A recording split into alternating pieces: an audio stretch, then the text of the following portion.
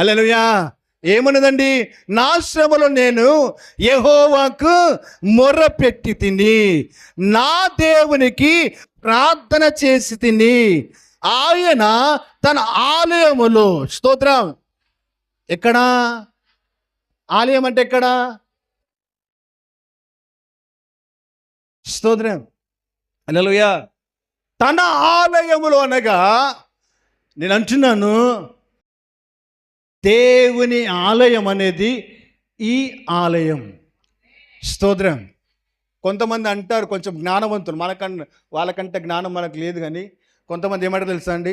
మందిరం రావచ్చు బ్రదర్, మందిరం రావచ్చు కదా అక్క, మందిరం కావచ్చు వాదిన అంటే దేవుడు వారు అంటారు హృదయం ఉంటే చాలు.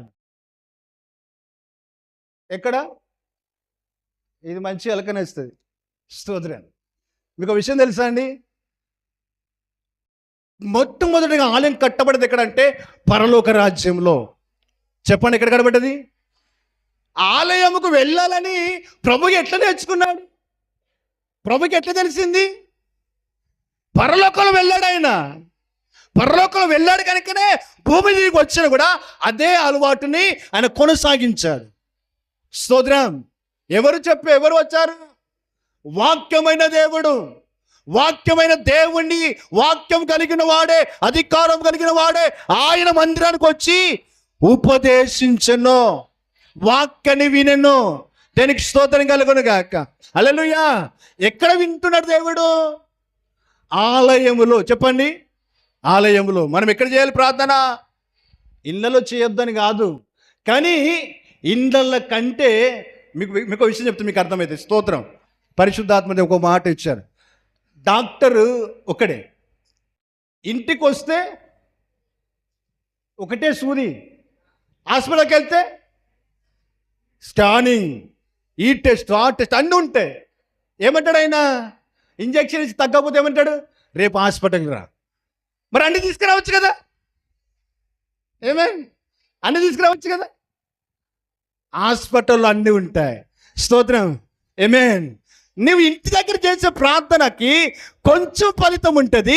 అదే మందిరానికి వచ్చి కన్నీరు గారిస్తే దానికి బహుమానం ఉంటుంది, అధికమైన సంతోషం ఉంటుంది, విడుదల కలుగుతుంది, రెట్టింపు అధికమైన శక్తితో నింపబడతా.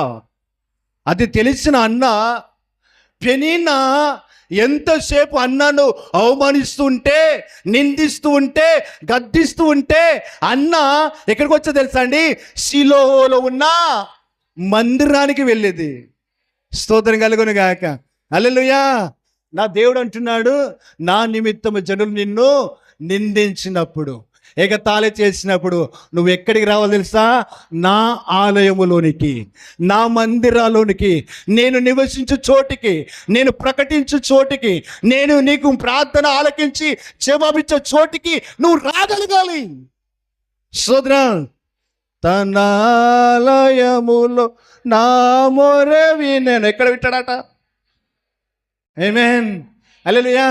ఎక్కడో ఉండి ఆదివారం రాకుండా యేసయ్యా అంటే ఈయనైనా ఆయనకు క్రమం పెట్టాడేమని, 6 దినాలు మీరు ఎక్కడైనా తిరగంటారా, నాకు సంబంధం లేదు కానీ అంటే ఎక్కడైనా అంటే ఇష్టపడి తిరగమని కాదు. స్తోత్రం కలుగును గాక. హల్లెలూయా. మీరు ఏ పైన చేయండి మంచిదే, కానీ 7వ దినం అది నాదే. హల్లెలూయా. అప్పుడు మీరందరూ నా ఎదుట కనబడాలి, మీరందరూ నేను చూడాలి, మీరందరితో నేను మాట్లాడాలి, మీరందరినీ నేను ఆశీర్వదించాలి. స్తోత్రం కలుగును గాక. హల్లెలూయా.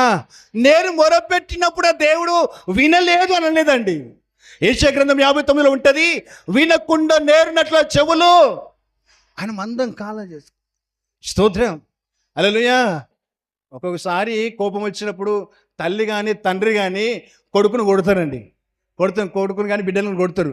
కొట్టిన తర్వాత నాకు తెలుసు కదా, స్తోత్రం కలుగును గాక, వాళ్ళు ఎంత ఏడుస్తారో తెలియదు, కానీ మన హృదయంలో వారికంటే ఎక్కువ ఏడుస్తాం. ఒక్క క్షణం ఆపుతా అయిపో కదా, వాడు ఎంత నొచ్చుకున్నాడో, వానికి ఎంత గాయమైందో, వాడు ఎంత తట్టుకుంటున్నాడో లేదో, ఒక్క నిమిషం ఆపుకుంటే ఎంత మంచిగుండు అని అనిపిస్తుందా? మీకు ఎప్పుడు అనిపించిందా? అనిపించదు లేదండి. స్తోత్రం కలుగును గాక. మనకే అంత నొప్పి ఉంటే పరలోకమందున తండ్రికి ఎంత స్తోత్రం కలిగిన ఆశ ఉంటుందండి. హల్లెలూయా. ఈ ఒక్కసారి మందిరం గడపడితే మంచిది కదా, ఒక్కసారి ప్రార్థన చేస్తే మంచిది కదా, ఒక్కసారి వాక్యం చదివితే మంచిది కదా, ఒక్కసారి ఆరాధన చేస్తే మంచిది కదా, నేను వాటి ఆశ్రయిస్తున్నాను కదా. అబ్రాహాంకి ఏ యోగ్యత ఉన్నదండి? యోగ్యత ఉందా? ఎక్కడి నుండి వచ్చాడు ఆయన? నీ తండ్రి ఇంటిలో పాపం ఉన్నది కనుక నీ తండ్రి ఇంటిని వదిలిపెట్టాడు ఆయన. స్తోత్రం. తండ్రి ఇంటిని వదలమన్నాడు కానీ తండ్రిని వదిలిపెట్టమని చెప్పలేదు. స్తోత్రం కలుగును గాక. హల్లెలూయా. తల్లిదండ్రులు మనం ఏం చేయాలట? సన్మానించాలి. దేనికి స్తోత్రం. హల్లెలూయా. నేను ఒక ప్రార్థన నేను నేర్చుకున్నాను కొత్తగా. ఏమనంటే స్తోత్రం, ఇప్పుడు మా నాన్న మా అమ్మ పని చేయని స్థితిలో ఉన్నారు, అంటే ముసలోళ్ళేని కాదు. స్తోత్రం. నాన్నకి ట్రాక్టర్ మించి కింద పడితే ఈ బోన్ అంతా బ్రేక్ అయిపోయిందండి. ఈ బోన్ అంతా బ్రేక్, ఎముక మొత్తం విరిగిపోయింది. నాన్న కష్టం చేసి పని చేయడు. స్తోత్రం. ఇప్పుడు నాన్నగారిని చూసుకునే బాధ్యత నా మీద పడింది. నేను నెలకింత పంపించాలి. స్తోత్రం. హల్లెలూయా. నేను ఇప్పుడు ఏమని ప్రార్థన చేస్తున్నానంటే, నాన్న నేను నాకు ఇచ్చిన తల్లిదండ్రులను పోషించగలిగిన సామర్థ్యం నాకు ఇవ్వండి. హల్లెలూయా. హల్లెలూయా.